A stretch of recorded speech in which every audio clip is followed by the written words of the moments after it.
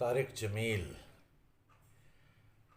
یہ ابھی یہ دیکھیں نا، اگلا جو حصہ ہے، پچھلے جو دو پروگرام ابتدا کیے میں نے ڈرامے کی دنیا کے حوالے سے، اگر ان کے ساتھ ملا کر آپ دیکھیں تو آپ اس اگلے یہ جو ابھی میں لگانے لگا ہوں پروگرام، یہ اس کو اچھی طرح آپ کے ذہن میں آ جائے گا کہ بیک گراؤنڈ کیا ہے ڈرامے کی.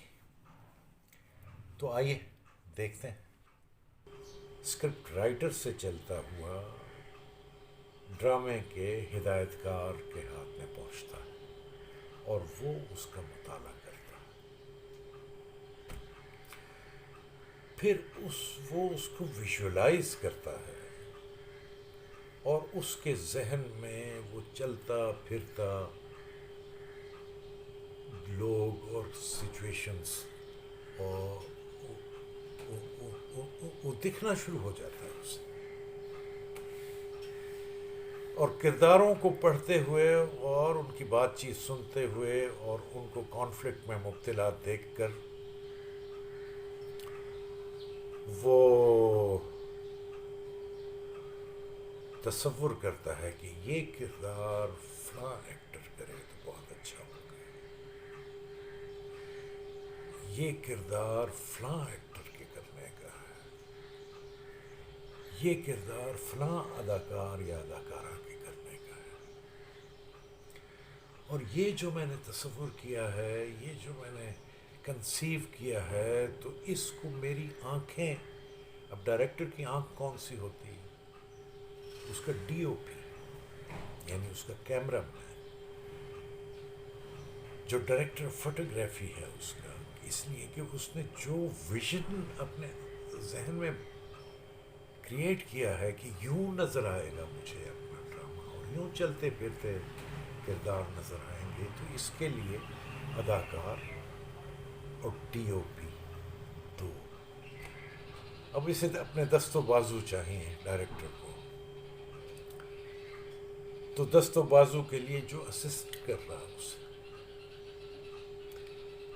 جو اس کا فرسٹ اسسٹنٹ ہے، اسسٹنٹ ڈائریکٹر کہہ لیں، وہ ہے جو کہ اس کو ان جھنجھٹوں سے الگ رکھے گا جو جھنجھٹ نان کریٹو ہے، اور خود اپنا وقت کریشن میں لگائے گا. اور اسی طرح اسے مالی معاونت بھی تو چاہیے نا.